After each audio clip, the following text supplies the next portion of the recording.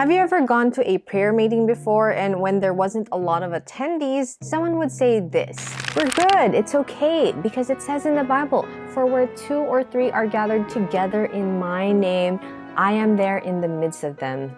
Or sometimes it's used as a welcoming exhortation by a lead worshiper before Sunday service starts that God is in their midst. Though the heart behind the statement is to encourage the present attendees, the context of the verse is totally different. That is what we'll talk about in this episode, so stay tuned!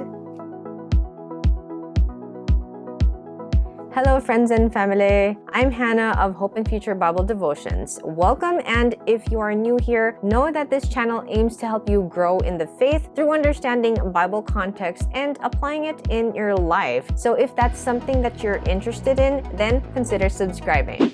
As the title of this video says, our verse is in Matthew 18 verse 20. The setting of this verse was that Jesus was teaching his disciples about dealing with a believer who was in error. And since we want to understand the context, let's start in verse 15. "Moreover, if your brother sins against you, go and tell him his fault between you and him alone. If he hears you, you have gained your brother. But if he will not hear, take with you 1 or 2 more, that by the mouth of 2 or 3 witnesses every word may be established. And if he refuses to hear them, tell it to the church. But if he refuses even to hear the church, let him be to you like a heathen and a tax collector. Assuredly, I say to you, whatever you bind on earth will be bound in heaven, and whatever you loose on earth will be loosed in heaven. Again, I say to you that if 2 of you agree on earth concerning anything that they ask, it will be done for them by my Father in heaven. For where 2 or 3 are gathered together in my name, I am there in the midst of them."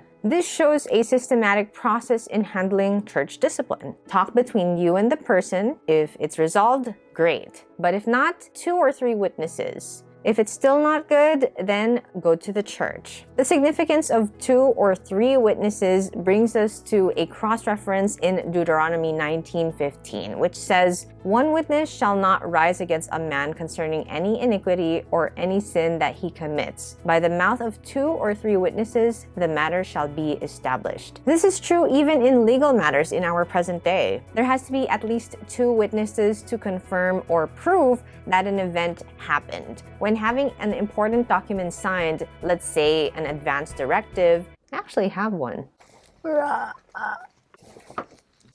See, an advanced healthcare directive. An option of having 2 witnesses signed is given to make the document legitimate. In the context of our passage, the purpose of 2 witnesses is to make sure that the one who is giving correction is doing it in good faith, and so that the relationship would be restored. Let me just add that in giving correction, it should be done in gentleness. 2 Timothy 2:24-25 says, "A servant of the Lord must not quarrel, but must be kind to everyone, be able to teach, and be patient with difficult people. Gently instruct those who oppose the truth. Perhaps God will change those people's hearts, and they will learn the truth." When 2 or 3 witnesses are gathered, God will be with them as they pray for the unrepentant person. Jesus is giving assurance that he will guide the 2 or 3 who did the confrontation. Just to add, if we continue with the verses in chapter 18, verses 21 onwards continues to talk about forgiving someone who wronged another.